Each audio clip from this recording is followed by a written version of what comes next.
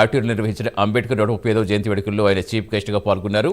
తొలుత అంబేద్కర్ చిత్రపటానికి పూలమాల వేసి ఘన నివాళులర్పించారు. అంబేద్కర్ కేవలం ఒక వ్యక్తి కాదని, అన్నగారిన వర్గాల తలరాతలు మార్చిన మహాశక్తి అని కొనియాడారు.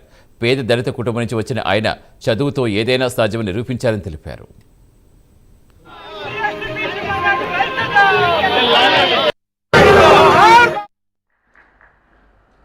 డాక్టర్ బిఆర్ అంబేద్కర్ గారు ఆయన పుట్టకపోతే,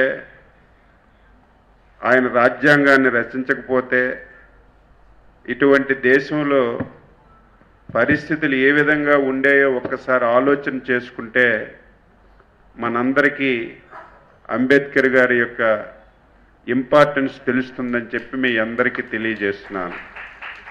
అదేదో ఈరోజు రచించింది కాదు, 75 సంవత్సరాల ముందు అతిపెద్ద ప్రజాస్వామ్య దేశంలో అనేక కులాలు ఉన్నాయి, అనేక మతాలు ఉన్నాయి, అనేక ప్రాంతాలు ఉన్నాయి.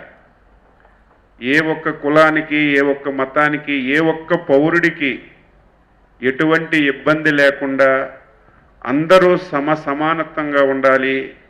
ఏ సమస్య వచ్చినా ఆ సమస్యకి ఒక పరిష్కారం చూపాలని ఒక బృహత్తరమైనటువంటి రాజ్యాంగాన్ని రాసినటువంటి వ్యక్తి శ్రీ బిఆర్ అంబేద్కర్ గారు అని చెప్పి ఈరోజు గర్వంగా నేను చెప్పదలిచాను.